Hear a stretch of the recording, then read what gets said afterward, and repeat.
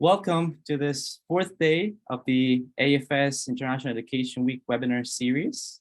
My name is Andrés. I'm going to be your host. I'm going to introduce myself a little bit better in a bit. I just want to welcome you to this session about global competence, an essential power skill for education advocates. I have with me here today three amazing speakers that I'm also going to introduce in a bit. So let's go. A couple of messages before we start about Zoom. I know that many of you must be even tired of using Zoom so much. So you must be very familiar, but in case you're not, I encourage you to change your names in the chat so we know not only who you are, but also where you connected from, where do you come from, or where do you identify with? Maybe it's not the same thing.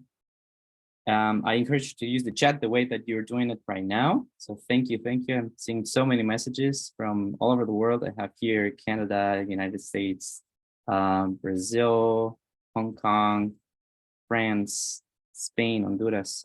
Awesome. You can use the chat, of course, but I encourage you to use the Q&A function. You will also see that option in your Zoom window. So if you want participants, speakers to address your questions, please add them there, okay? You can also use the closed captioning option if you need to, which is also there. You just need to click on it. And we're gonna record this session. So we're gonna send this to you in case you wanna rewatch it. And if you are rewatching or watching this session right now, this recorded session, thank you so much for taking the time to do so. Make sure to add this in your social media as well if you want to, and add the hashtags AFS Effects and IEW 2022. My name is Andrés Lanza. I am the Educational Products Coordinator at AFS Intercultural Programs. I come from La Paz, Bolivia, and I'm based in Brooklyn in the United States, in New York. I have a long history with AFS myself. I was an AFS student when I was 16, volunteer, host family as well. I volunteered in Brazil. That's where I studied. I lived in Sweden as well, and in South Africa, and now I am in the US. And I'm very proud to be part of AFS and working specifically with the Global Up team, developing our global competence certificate programs and other initiatives like this one. So thank you so much for being here today. So as I was saying, this is the fourth day of the International Education Week. This is a joint initiative of the U.S. Department of State and the U.S. Department of Education. We have been holding a series of webinars since Monday on many different topics, from intercultural and global competence pedagogy and assessment, virtual exchange, diversity, equity, and inclusion, and international and teacher education. So I encourage you to attend the last two sessions this afternoon and tomorrow morning. And we welcome everyone here, professionals, enthusiasts, educators, administrators, activists, or even just concerned citizens. A little introduction about AFS. AFS Intercultural Programs is a global nonprofit network that provides intercultural learning opportunities to help people develop the knowledge, skills, and understanding needed to create a more just and peaceful world. Our main activity is providing high school abroad experiences for secondary students all over the world. But as you might know, that is not the only thing we do now. AFS is an old organization. Our first exchange program took place in 1947, but we started during World War I in 1914. Since then, we have expanded to have partner organizations in more than 100 countries that works towards achieving the same mission of creating a more just and peaceful world. And we carry out 12,000 student exchanges every year. We have more than 500,000 alumni all over the world. These are our impact goals. They guide the work of our network, and that includes how we make decisions about our educational agenda, goals, impact, and the respective deployment across the AFS network and stakeholders. And these impact goals are going to be super relevant for today's discussion because we're going to talk a lot about all these three impact goals: develop active global citizens, globalize schools and institutions, and mainly expand access to intercultural education. And let me introduce to you the three speakers that join me today here. I'm going to start with Patricia. Patricia Kumbakisaka is an accomplished young professional leader in the international relations and diplomacy field, named most accomplished Black Canadian woman, sustainability leader, 2017 Young Woman of Distinction nominee, Young Leader and Woman of Influence of Canada. Her family, originally from the Democratic Republic of Congo, was in the diplomatic service, which is why she has lived around the world. And she's fluent in French, English, Greek, Romanian, Swahili, and basic Lingala. Currently, Patricia works as a program assistant with the government of Canada. And this year, she had the opportunity to serve as the ambassador of Canada at the AFS Youth Assembly, New York, which kicked off at the United Nations headquarters in August this year, and was part also of the AFS Global Competence Certificate Program. How are you today, Patricia? I'm doing well. How are you? Doing well. Thank you for joining us. Good to see you again. We have Frederico with us. Frederico Menino is a member of the Scwarzman Scholars Global Admissions Team since 2017, where he oversees the recruitment of promising young leaders from Africa, Europe, and Latin America. He obtained his PhD in Sociology and Higher Education Studies from the New School for Social Research and his master's degree in Political Science from the University of Sao Paulo. Before joining Scwarzman Scholars, Frederico worked as a researcher in think tanks and research institutes in Brazil, Europe, and the US. For almost 6 years, Frederico also served as a special education advisor to the Brazilian Ministry of Foreign Affairs in New York. An enthusiast of international education and youth engagement, Frederico is a strong believer in the power of academic, scientific, and educational diplomacy. Love that. Welcome, Frederico.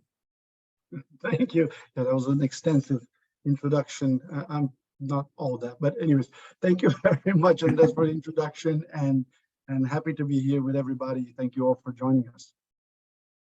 Thanks to you. Ana Carolina Oliveira is Brazilian, originally from Londrina, Paraná, living in Sao Paulo for more than 10 years. Besides Brazil, she also lived in Finland and Denmark. She speaks Portuguese, English, Spanish, and Danish. She's a very passionate and curious person about meeting other cultures and traveling, and is always looking for the next adventure and vacation time. She currently works at Insper as head of international relations, a Brazilian higher education institution in São Paulo. She has an educational background in journalism, public relations, communication, and business management. Bem-vinda. Thank you. Good morning, everyone, and thank you for the invitation. I'm really glad to be here joining everyone. Thank you, everyone. Yeah, Frederico was saying you all have really extensive experiences and bios for me to read, but it is actually not enough, right? You have to tell more about yourself. So in a bit, you have the opportunity to add more to that, not only about your personal lives, but also your professional lives and how you see global competence in your life. Okay, so let me take you to the agenda, everyone. We're going to start with a little introduction. So I'm going to introduce a concept about the concept that we have here at AFS about global competence. So I can then hand it to the speakers for some presentations. We're going to start with Ana Carolina talking about global competence at Insper. Then Patricia is going to take us to a journey of a global citizen. And then we're going to have a discussion led by Frederico about advocating for global competence in a divided world. And this is when things get interesting. Questions and discussions. We're going to have more time than usual for a nice conversation, debate among the speakers here. I'm going to ask some questions myself. And then I really encourage the audience to take notes and of the questions that you want to ask during the presentations, because we're going to dedicate plenty of time just to talk about these issues, because we have 3 different profiles of the speakers here, and you're going to understand why in a bit. So we would like to know first, who are you? Who are we talking to? So I'm going to share on Zoom. It's going to pop up a window, a poll, in which I would like to ask you, what kind of education advocate are you? Which one do you identify the most with?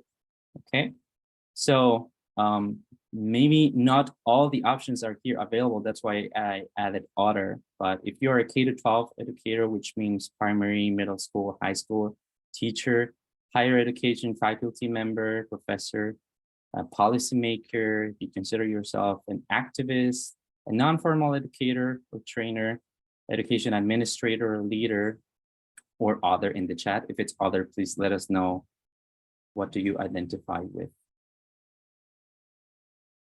And reading the messages here in the chat in the meantime. Thank you, everyone. Paulo, Roy, Zena, Linda.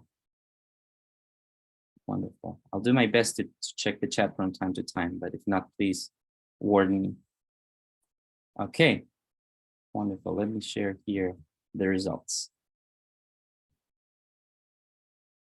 So we have plenty of education administrators and leaders, which means that you probably coordinate international education's initiatives, study abroad programs, mobility programs, or some other capacity in your institutions. We have some teachers, some professors. We have plenty of non-formal educators and trainers, which is not surprising because at AFS, we work with hundreds of facilitators, trainers, volunteers, and others.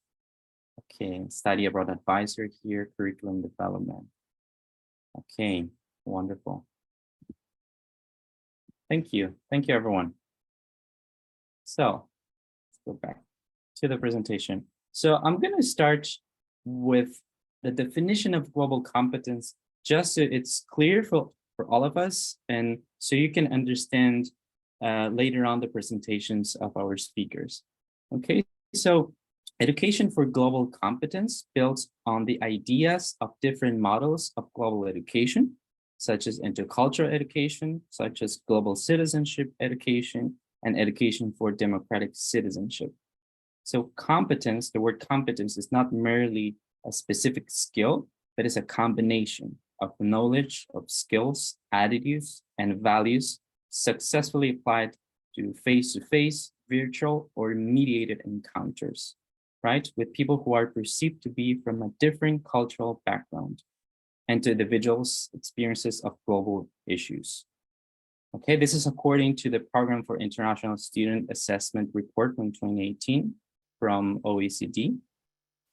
And you can see in the next slide, if we zoom in into the framework here developed by OECD, that this definition outlines 4 dimensions of global competence: the capacity to examine issues and situations of local, global, and cultural significance, like poverty, like economic interdependence, migration, inequality, environmental risk, conflicts, cultural differences, stereotypes.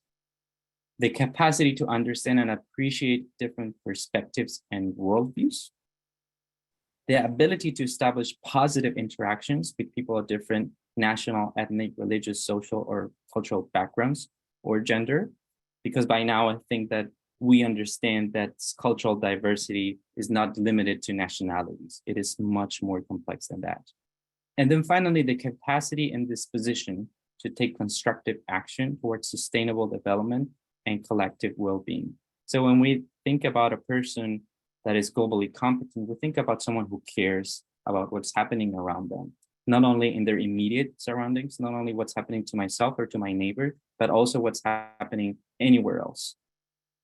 And when we talk about education, a globally competent educator develops global competence in themselves first and instills global competence in their student. So an educator, a globally competent educator or teacher, has to embody these values, these skills, these attitudes, this knowledge first, so they can then put it into practice in the classroom, of course in the personal life, but in the classroom mainly.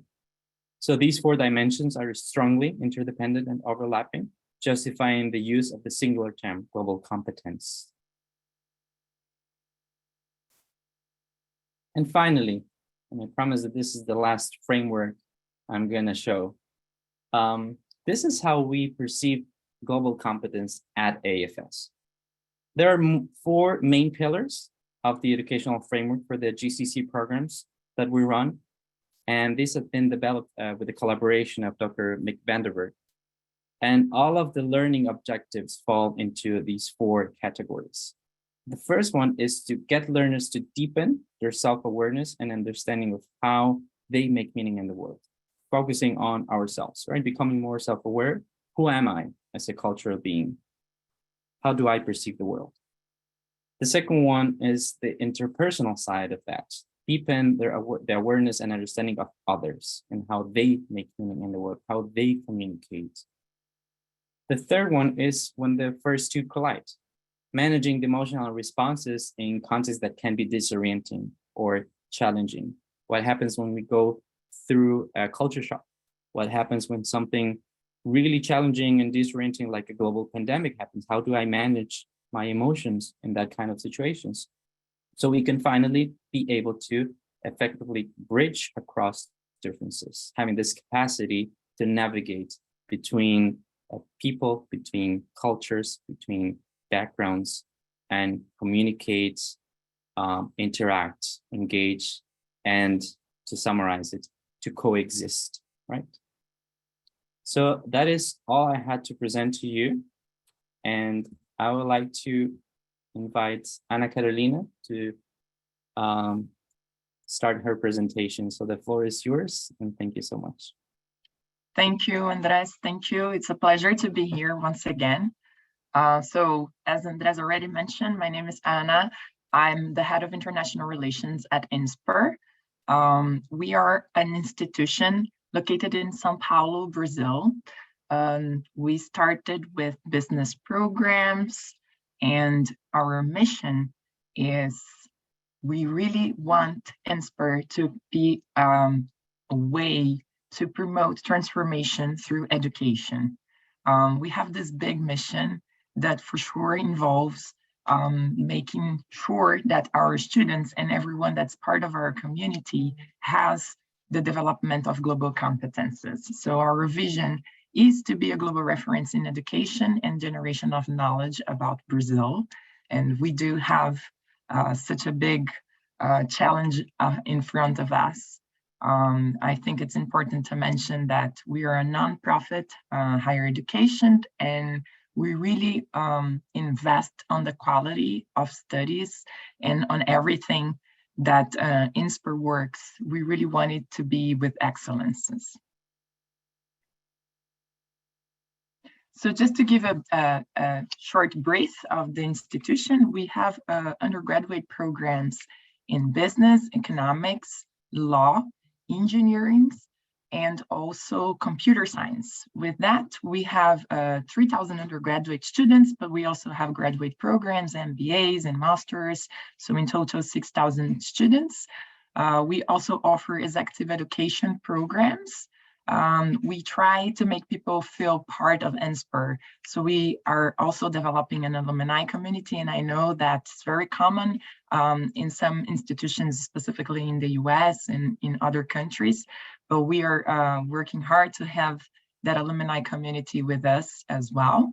Our institution is committed to offer a scholarship for students. So this also brings more diversity in our environment. As Andrés mentioned, we already know that diversity is far more than just international or being able to speak different languages. So we want to be able to attract diversity, and I will talk about a little bit more about that, how we try to do that using internationalization as a way for that as well. I'm mainly responsible nowadays for establishing international partnerships and all the internationalization perspective in order to be able to give different perspectives and opportunities for the students. So we do have over 100 partners all over the world, and I could see some of them are joining us, and thank you for that.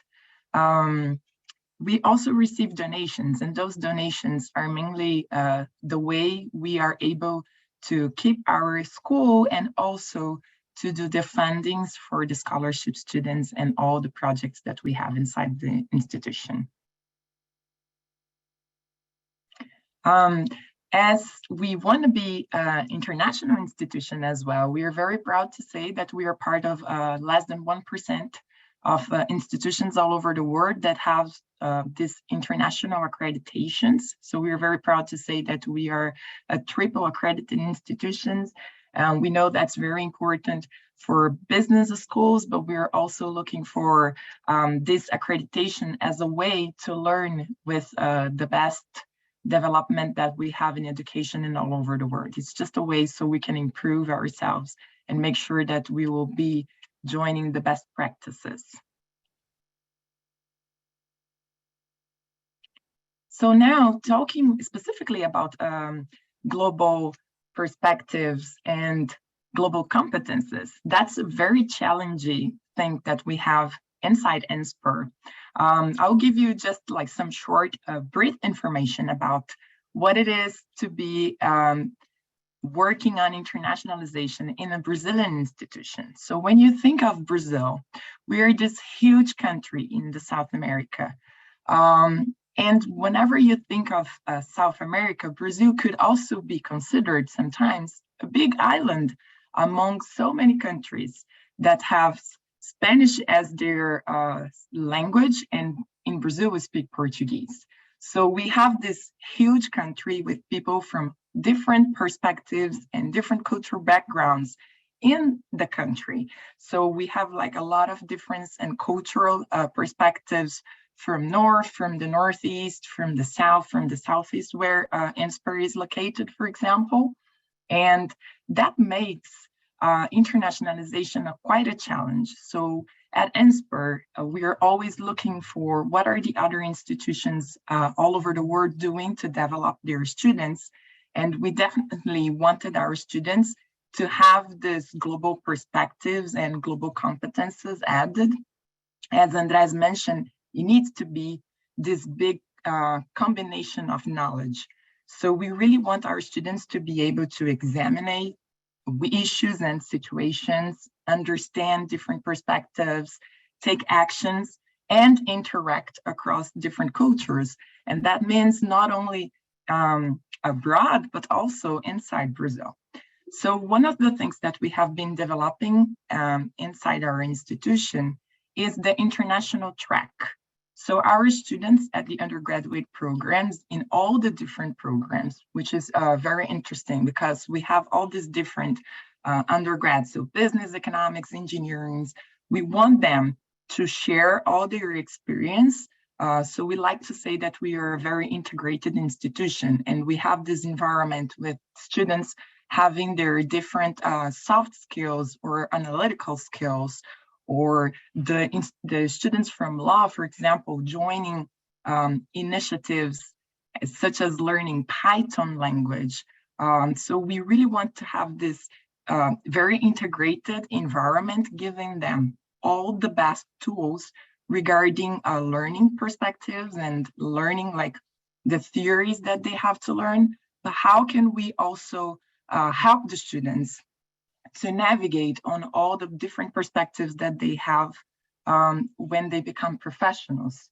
So we developed this international track as a way for making sure that our students are going to have these global competences developed while they are studying inside the institution. So through the program, they are always challenged with real-world issues.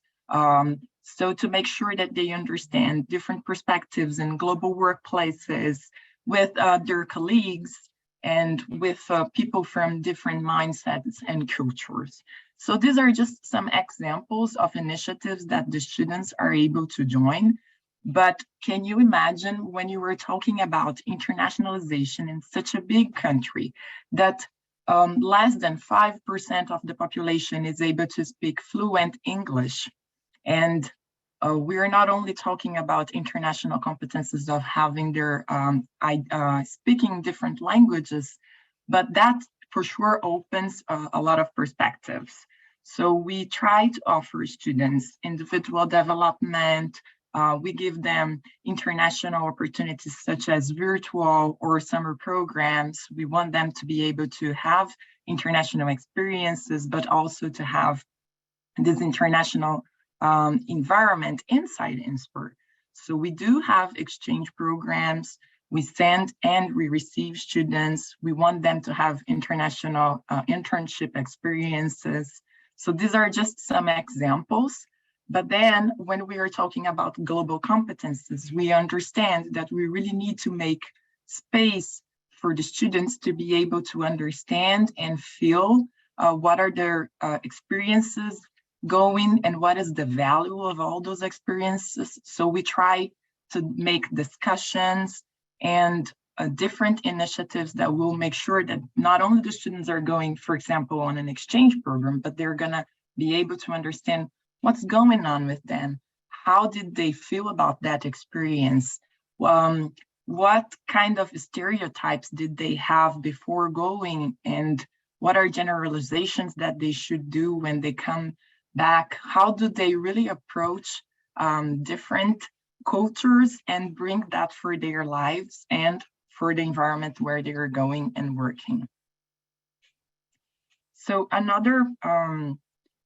so our main goals is to be able to develop, those are some very similar, as Andrés has already mentioned, like to being able to analyze the historical and contemporary, global and intercultural contexts. So we really want our students to be able not only to analyze, but to understand that there are different perspectives, which comes to understanding and appreciating local and intercultural differences. We also want the students to be able to communicate effectively in an international arena.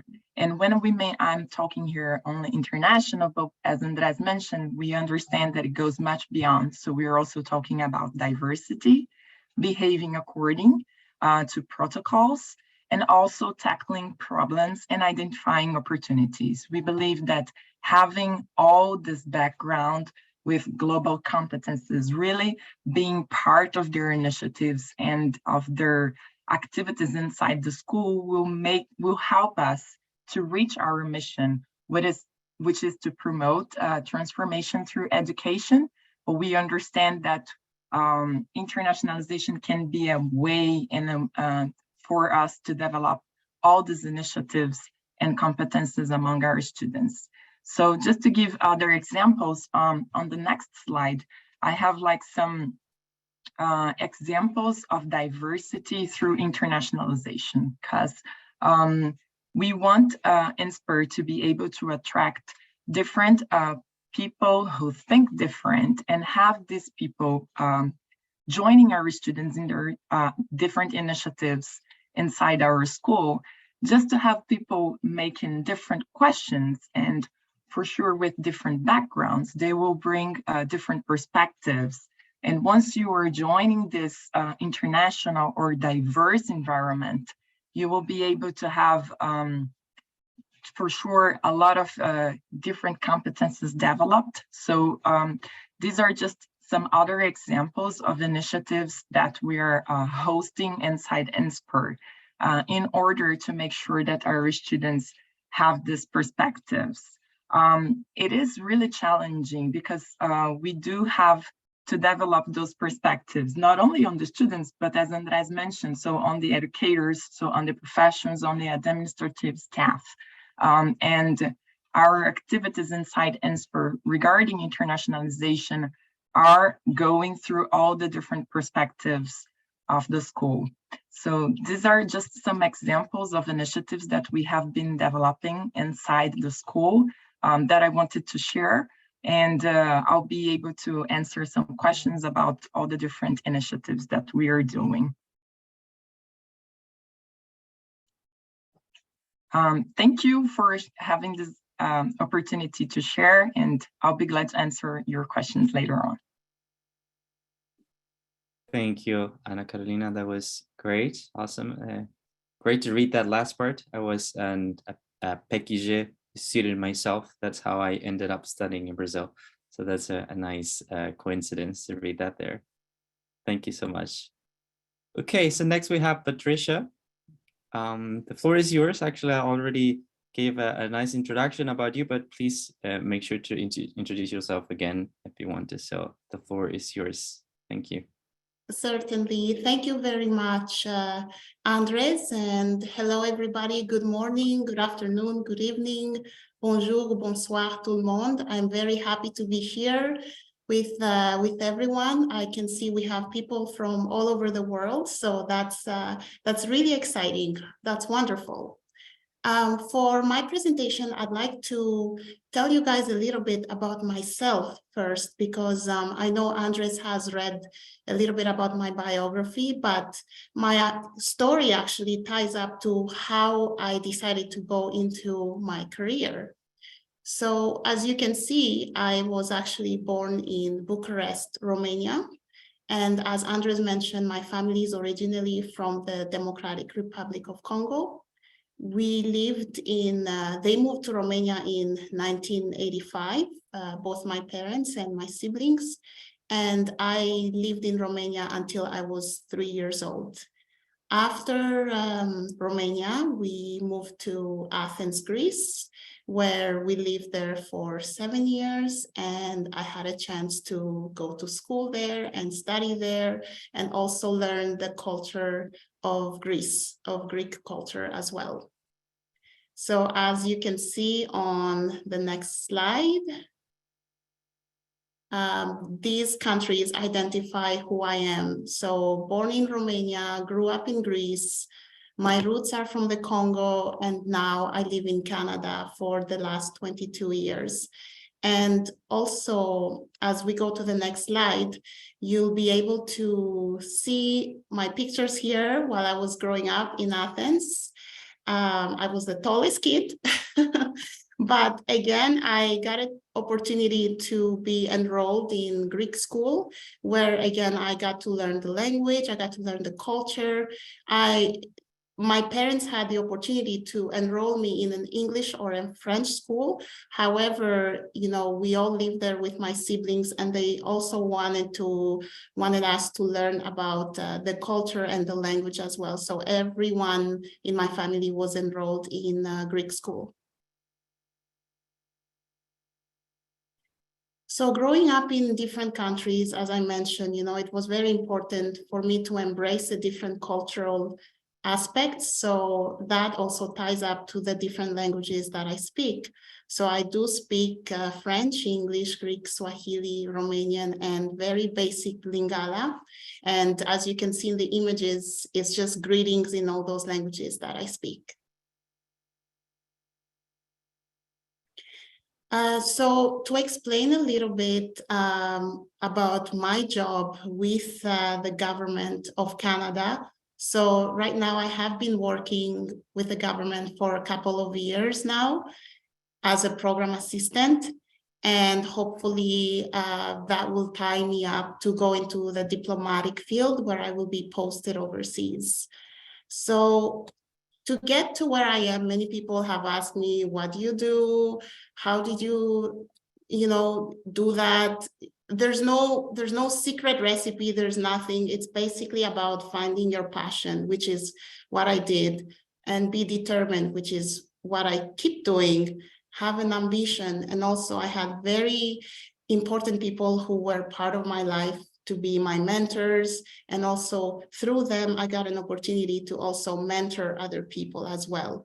And there's also great opportunities for younger people, for younger generation, or anybody, you know, young professional, to have volunteerism through international organization. And, you know, you're never too young to start anything. This is why I encourage everyone here who is interested to go into diplomacy and international affairs to even look at organizations where, you know, you can volunteer and participate, and also see what you can bring from your skills. So some of the opportunities for students or recent grads that are interested in Government of Canada. So there's programs such as the FSWEP, which is the Federal Student Work Program. There's also various university co-op programs for those who are studying in Canada or want to study in Canada, particularly in international affairs. There's networking events, even just attending this webinar. It's also a great virtual network, where you can connect with myself or my colleagues also who got the opportunity to speak. And, from there, that could lead to many places. And then there's also the international conferences such as the Youth Assembly that I attended this year. So at the Youth Assembly, I had an opportunity to attend as an ambassador of Canada, and that was actually a very remarkable experience. And I can say that I had the opportunity to elevate my voice in international dialogues and empowered youth to advocate for future generations.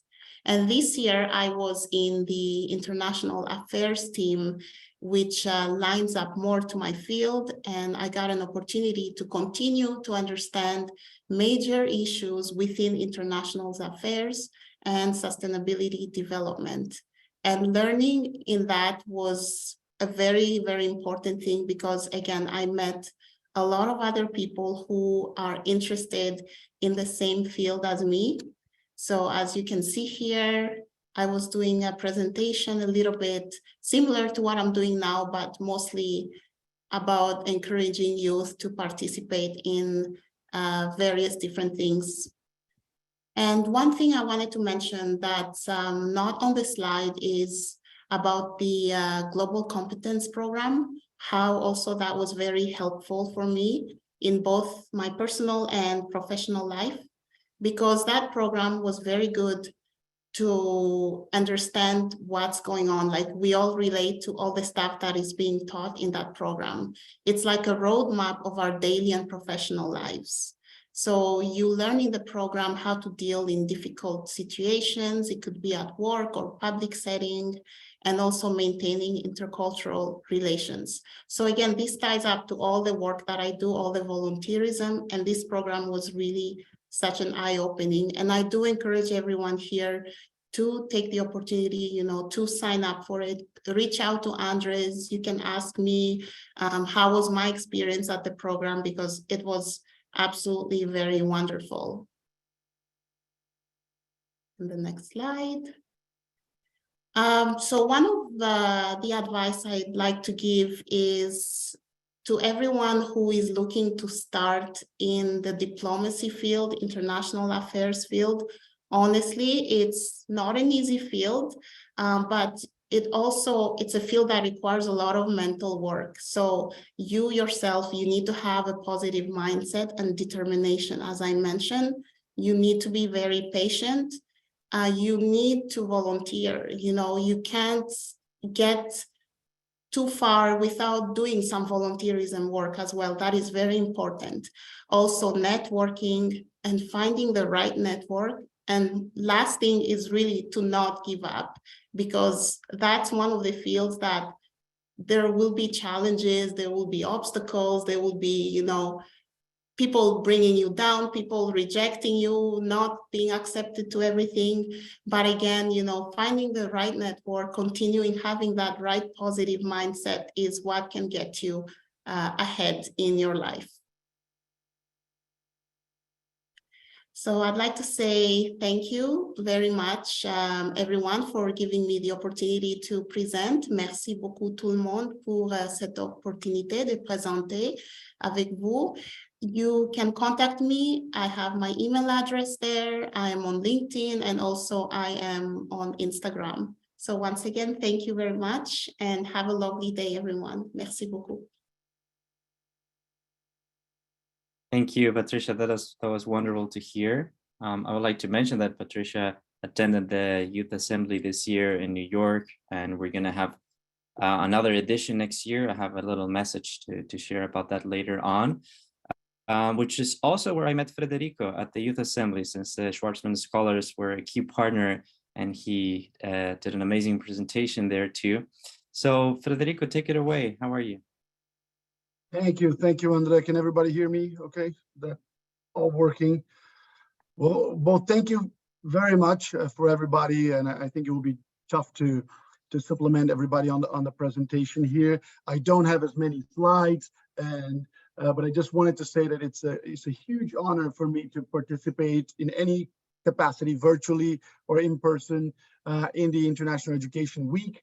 I think a little bit about myself, in addition to what was said in the beginning, but I think it's actually the most important part is that I am an educational or international education enthusiast, and that is, what that means, at least for me, or how do I define that, is that, I, as someone who was born and raised in Brazil, I went to public school, and I went to public universities, and, I didn't leave Brazil until I was in college, when I got a huge opportunity and a funding and a scholarship to come to the United States to study at Harvard University. And that completely changed my life in all aspects. That's where I met, not only it was an important opportunity educationally and for my career, but I think, this is where I met my then girlfriend, now wife, and mother of my daughters. So in all aspects of my life, I can relate to the importance of international education, and I think to what this week is celebrating, and the main topic of what we're discussing here today, which is global competence and the importance of promoting, educating, teaching it, but also advocating for it. So, I just want to, maybe we can pass through the slide. I think I will not keep you with a long introduction. I'm assuming I'm the oldest guy in the panel, so if I take the time to talk about my trajectory, it's not as exciting as Patricia's, but it's definitely longer than Patricia's. So I will talk to you very briefly about Scwarzman Scholars, and this is an overview. I invite you all to visit the website. I will put on the chat additional resources about the program and contact information. But in a nutshell, and Scwarzman Scholars is where I've been working for the past just over 5 years. Before that, I was, as Andrés mentioned in the beginning, and that's how I actually met Ana Carolina a few years ago. I was working for the Brazilian Ministry of Foreign Affairs at a time when Brazil was really investing in international education. And hopefully we're entering an era now when Brazil will again reemerge as a player in the developing world of promoting international exchange, academic mobility. But for those of you who are from Brazil, or even administrators in universities here in the United States and other parts, you probably remember the program Ciências Sem Fronteiras, or Science Without Borders. And that's, an easy way to explain what I did. I was kind of the guy managing Ciências Sem Fronteiras from the United States side. And at Scwarzman Scholars, to give you a very brief overview about what this program is, this is a very visionary initiative. It is a fairly young program. It is a fully funded scholarship based at the top university in China, at Tsinghua University. Every year, we select 150 people from China, from the United States, and from around the world to this master's degree in global affairs. It is a very selective process, as you may imagine. It is a master's degree level project. But I think one interesting thing, and I think that explains a little bit of why I was invited to this panel, is that, global competence is pretty much at the very core of what Scwarzman Scholars is, why it was created, and why it exists, and what it inspires to promote. Maybe we can pass to the next slide, Andrés, and stay there. So this is a famous quote from the founder of the program and the founding trustee, Steve Scwarzman, who says, "Those who will lead the future must understand China today." So I think, that sentence and many other that have become famous over the years, attributed to Mr. Scwarzman, is that the notion of global competence is at the very core of what the Scwarzman Scholars mission is, and it is very much intertwined and interweaved in every aspect of what this program is, and in the teaching process, which I'm not going to go into too much of the details. But basically, the two premises, two foundations of the Scwarzman Scholars program are two, right? So one is the future leaders in all fields and all disciplines. And that's another thing I should mention, that this 150 scholars that we select every year. They come from various fields. There's not only people who study international educations or economics or international law, not necessarily are people who have a previous experience in China or who know Mandarin. We are recruiting a group and a cohort of students from very, very, very diverse regional, cultural interests, backgrounds.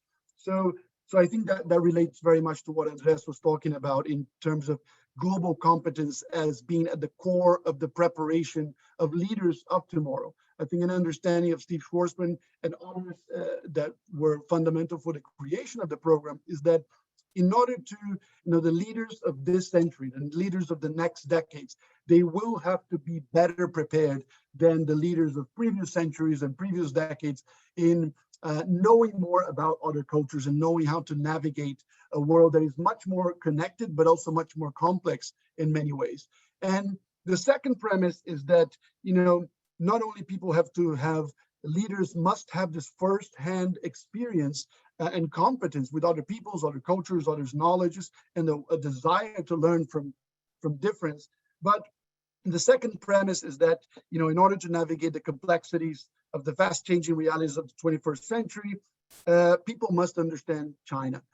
As Steve Scwarzman tends to say as well, China is no longer an elective course. It's no longer, even if it was at some time an exotic topic of study. Today, if you want to understand China, if you need to understand the world, if you want to navigate the world, and if you want to lead in the world, regardless of where you live or what is your area of expertise, you need to understand China and the multiple impacts that China has in all elements of its presence in the world today.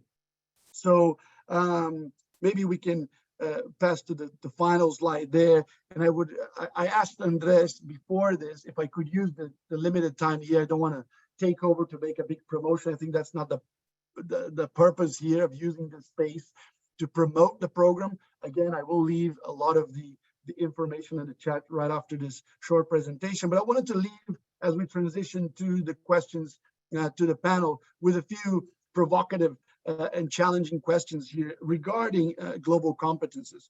So bear with me, but I think the goal here is to spice things up a little bit and move on to the question and answer session with some interesting questions for the panelists and for everybody participating.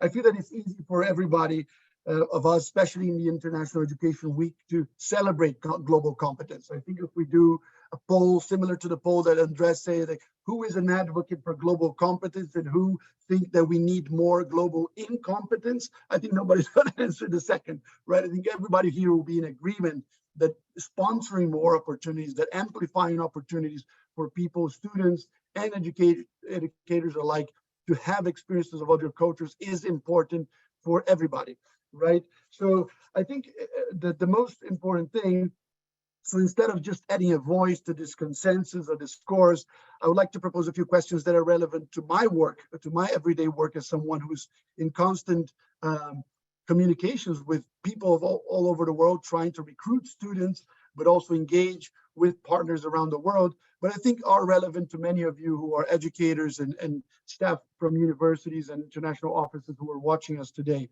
So the first of this polemic or challenging questions has to do with awareness, that as Andrés presented in those diagrams. I think awareness, or global awareness, is very much related to what global competence is or is supposed to promote. Experiencing other cultures and worldviews is fundamental to instill in students and educators alike a sense of awareness and sympathy for others. So if I could define global competence in one word, it is an exercise of alterity, right? Of dealing at once the capacity to effectively interact with others and also the disposition to learn from others, right? It is the capacity and the practice also, not only the set of skills, but the practice, constant practice of being in others' place, of empathizing. So the problem or the paradox, and that's what I put there, the awareness, global values versus local practices, maybe not, but I wanted to call the attention to the fundamental paradox that we're dealing today, that, we're living in a world that is more accessible, information is more accessible than ever, and at the same time is more unequal than ever, right? I think we could argue that we are at the same time peoples from around the world and culture more connected and interconnected than ever. But at the same time, we are as divided as ever, politically, in our opinions, in our clusters. I think we're living a paradoxical time, and it's important to think of global competence in the context we're living. We're living at a time in which there has never been as much international mobility between students, between scientists, even with COVID. But now the results of the Open Doors research came out and saying that there is a significant rebound in the international mobility of people in the education and scientific space. But we are also seeing in governments and politics around the world, and even local politics, that divisions that are seeming more and more difficult to overcome.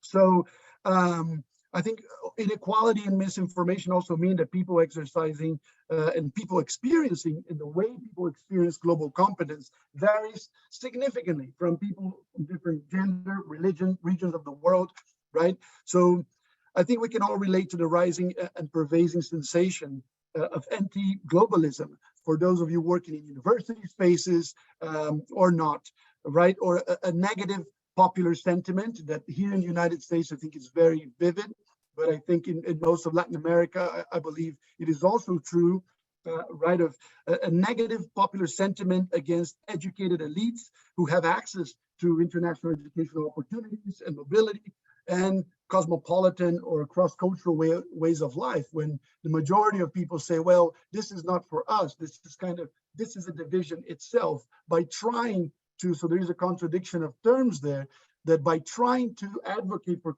global competence, sometimes we end up contributing to an even more divided sentiments and societies. So I think when we advocate for global competence, it is very important that we talk about it as something that can be attained by every student, right, who have access to international educational opportunities and who have access to international global and educational opportunities. So of course, this is a very new topic, but it's important as educators and advocates that we have that in mind. The second question there, to try to be a little bit more succinct and very much related to that, is that when teaching or advocating for global competence, it is important that we know what we're talking about. And I think I would go beyond and say that it is important that we talk about global competence as a public good, right? And not simply an individual set of skills. Or we're treating it as both, right? As something that is important for individuals to gain, but also important for societies. Right? Acquiring and promoting global competence is perhaps more important than ever today for the reasons I said before, but it is important that we maintain a critical and normative view of what we're advocating for. So global competence is just as important to individuals as it is to society. After all, there's no point in having globally competent individuals and societies that cannot have open, free, informed, and cross-cultural conversations and dialogues. Right? So I guess we can all agree that the quality of the public debate has declined significantly in many societies, including here in the US. And of course, we cannot blame for the absence of global competence as the one culprit there to be blamed for this decline of public debate. But we must agree on the fundamental notion that advocating for global competence means advocating for something that should be and is good for all in the larger scale and long term of things. So global competence as a public thing, as a public good. And I think it's important when we're educating, when we're in the position of teachers, that we are in the position also of people who were not trying only to instill or communicate a set of skills that people can absorb individually, but that we actually, this is an act of citizenship itself.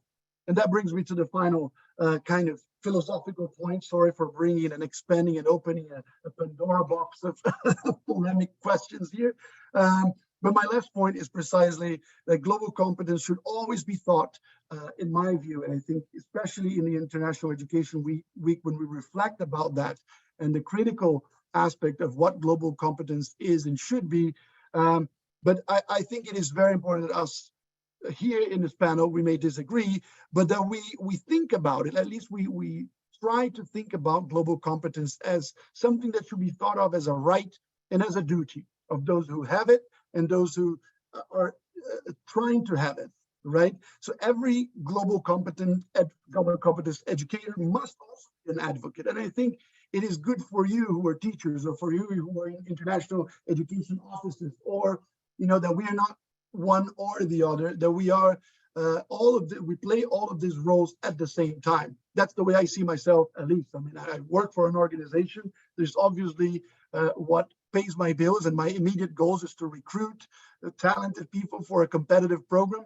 But as I do so, what I put in my daily life every day is a commitment to every person that I interact with, be it a student, a potential applicant, a public policy maker in the field of education, or university leaders, to say, what I'm trying to do here is part of something bigger, and that needs to count with the support of everybody, right? Instilling global competence is something that is needed, not for me, not for individuals in particular. Of course, it helps them advance their careers and form connections and all that.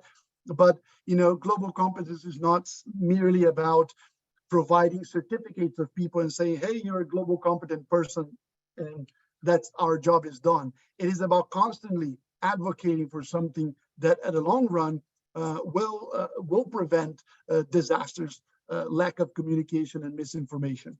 So I want to end up with this, becoming globally competent, teaching global competence, and advocating for it should be seen as one thing and as acts of citizenship. So with that very utopic and grandiose sentence, I will stop here, and I'll add a lot of my contact information is there. Yes, thank you, Andrés. You can take a picture of that. That's probably the easiest way to stay in contact with me. Sign up for our newsletter, and feel free to connect. I would love to hear from you after the session today. Thank you. Thank you, Federico. That was awesome. It would be great if we could hear more about that for an hour, 2 hours, the whole day, right? It's a conversation that can take the whole day. And I'm reading some of the questions here for all of you. And I would like to start with Patricia, because I'm seeing a couple of questions in the chat and the Q&A, and questions that I have myself that are interconnected. So let me start with Patricia, because I think that there is a concern in the audience and myself about access to this kind of education. So let me stop sharing my screen so we can just focus on ourselves.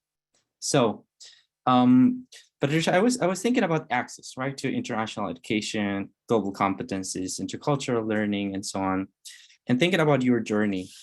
And it seems that many of the opportunities that you had and you described were opportunities that you had to go after yourself, right? You really fought for that. How much of what you accomplished is due to your formal education, to opportunities that were brought to you because of your studies, because of the university you went to, and how much was due to things that you found yourself, that you thought you had to fight for on your own? That's a really good question, Andres. Thank you for asking that. So to answer the first question, for my education, I studied international relations, poli-sci at the University of Manitoba. So therefore, I had a lot of my professors who would let me know about various opportunities, because they saw how I excelled in my courses, and they also saw the ambition that I had. So it really depends on the university that the student attends. So in my case, my campus had, career fairs, they had advisors, department heads that would sit down with students, meet with students who they see potential with, and they would share all that information with them.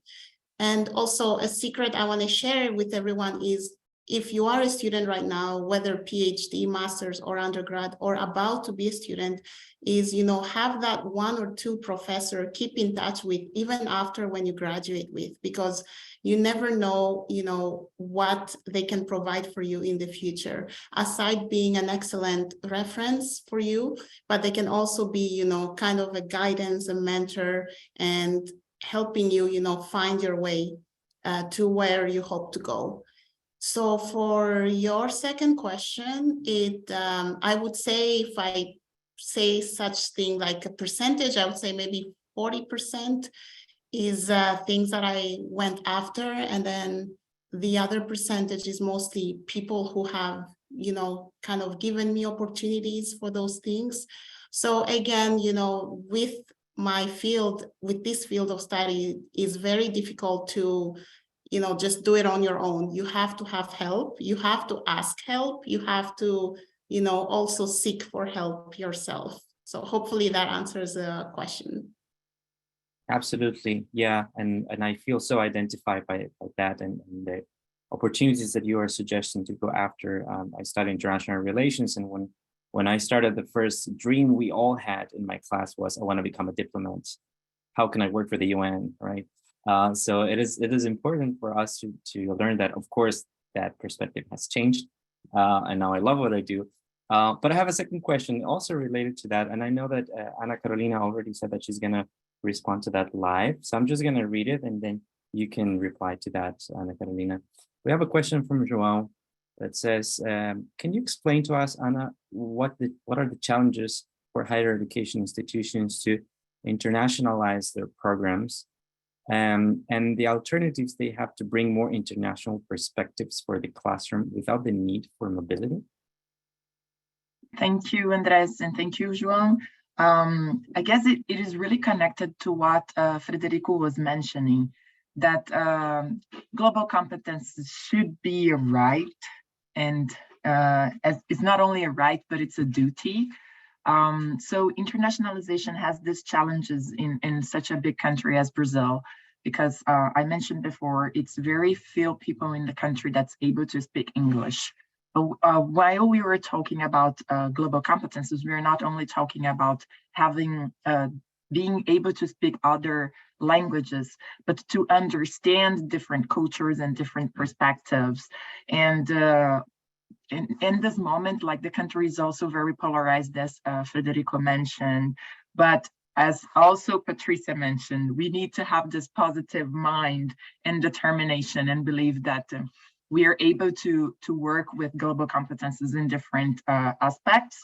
So I would say that it still sounds like something that it's a plus in Brazil, that it's something only for the elite, but it needs to be worked as something that it's on our daily basis. We cannot see that as something that it's a special or just a plus. We should see that as fundamental, as a duty, as Frederico mentioned.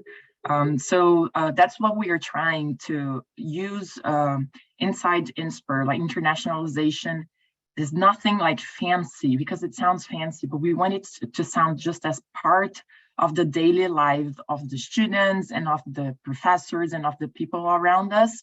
So it is quite challenging, but we have to find ways to make sure that it's spread all over on our daily basis. I'm not sure I answered. Thank you. I think you did, but we can ask João himself to tell us in the chat if he has any other questions. There's something in the questions and answers for you as well, Frederico, and maybe you can also complement what Ana Carolina was saying. So I'm going to read a question here that we have from Linda Stewart. There have always been differences in culture values, global and local, etc. So why are we, or why does it feel we are so divided at this time, which Ana Carolina just mentioned? What are concrete steps we can each take today, tomorrow, or next week to bridge that division?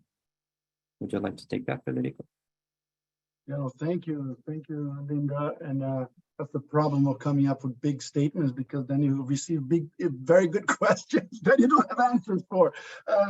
But I wanted to piggyback on Ana Carolina to say that I think what she said is very important. And I visited Insper. I have a very good friend who's a professor there, and quite a few. And I was very admired, and I wanted to, if possible, throw it back to Ana Carolina with one thing that she said about global competence, which is one thing that I was very impressed when I visited Insper. which was there were students from all over Brazil. There's a sense of very different areas and realities of Brazil. It is an elite school because it's difficult to get in, and it's a very prestigious new university, private, but it manages to create this interconnection between people, something that is not normal. And why I'm saying that, because I think, international education, the problem perhaps, or the limits of talking about very broad concepts as global competence and international education is because this relate to values that are universal. Everybody, as I said in my presentation, nobody would say that more international education is bad for the world. I think everybody would agree with that.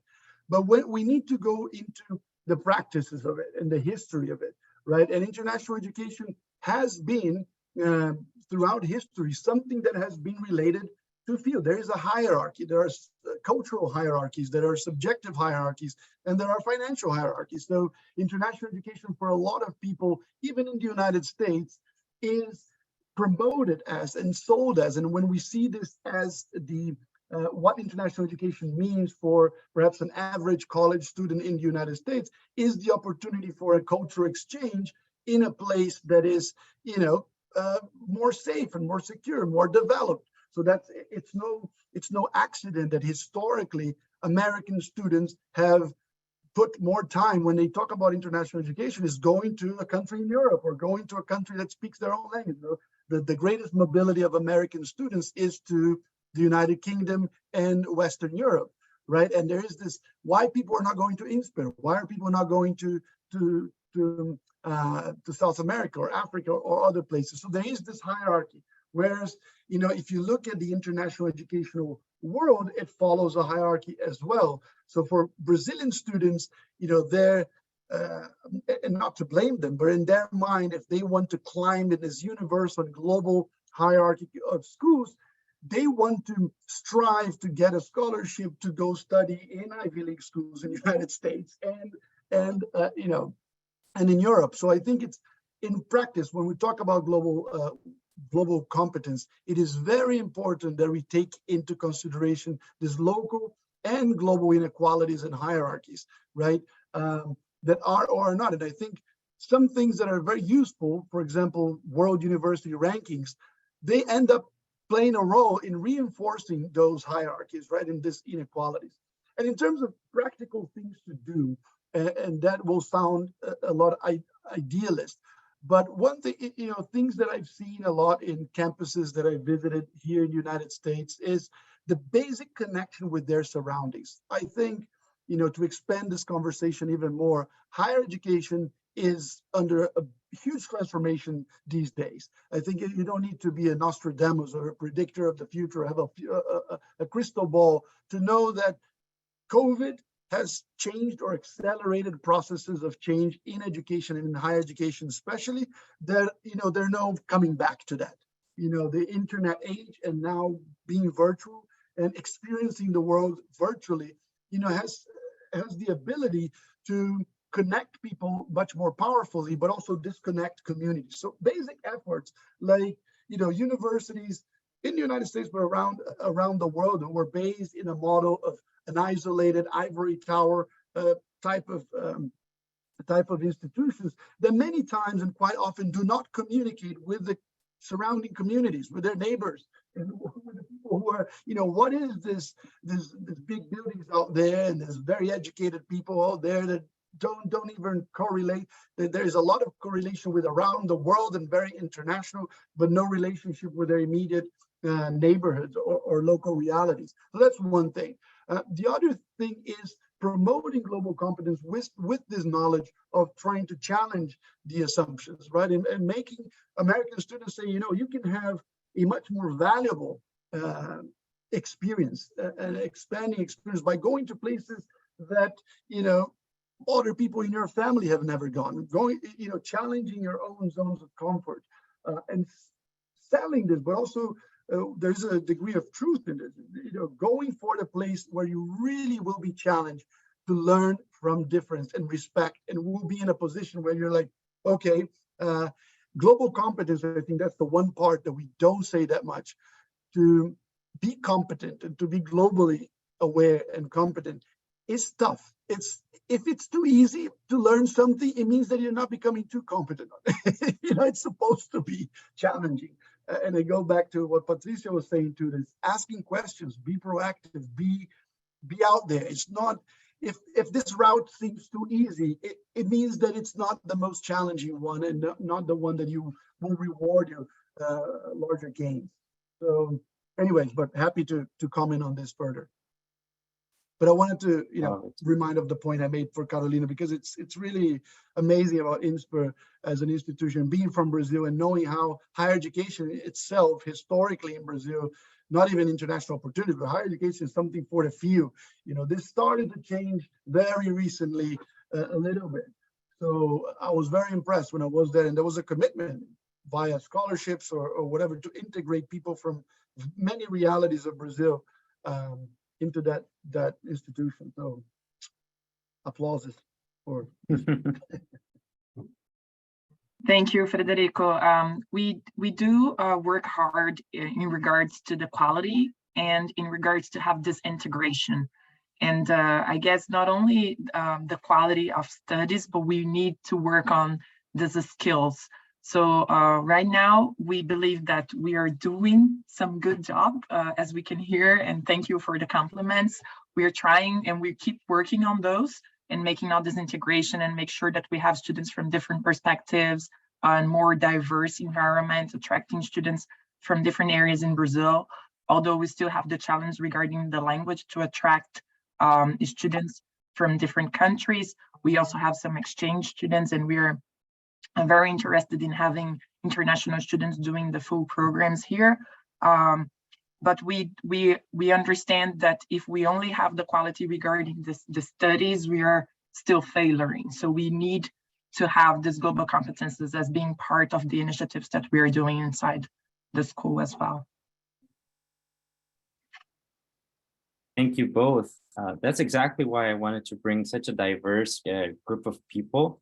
And what you are both mentioning reminded me of my time as a volunteer, in which we were thinking about creating local exchanges, right? Sending people from the south of Brazil to the northeast, for example, or even in Bolivia. Here in the US, the experience between, the Midwest and the East Coast or the West Coast can be so different. So being exposed to diversity can really expand that. And I think that's something Patricia, you and I have learned together during this global certificate program, was that we don't need to leave our home, and we don't need to go abroad to develop the skills, because that is also a sign of privilege, right? And you had your own experience and your journey around the world because of many different issues that are not specifically related to just like deciding to study somewhere else, right? It was your family's decision. But it's important for everyone to understand that we can develop this competence and these skills without needing to go abroad, right? Just being exposed to different people, even your neighbors, right? Okay, so we're over time actually. But I would like to thank the three of you so much for your time, for your presence, for your effort, for your thoughtful responses. It was wonderful to have you here. It makes me love my job and the career that I picked even more. So thank you, Frederico, Patricia, and Ana Carolina. I'm going to share in my screen just one more time a link to the survey. So you can tell us what you thought about the session, the speakers, the host, of course, the International Education Week itself. If you want to global up with us and take part in the Global Competence Certificate Program, just as Patricia, just as what Ana Carolina will soon do at Insper, you can reach out to me. And the open cohorts for individuals who are interested will start in January 2023. You can scan the codes to send us a message and check the news about that. This is the survey that I was talking about for today's session.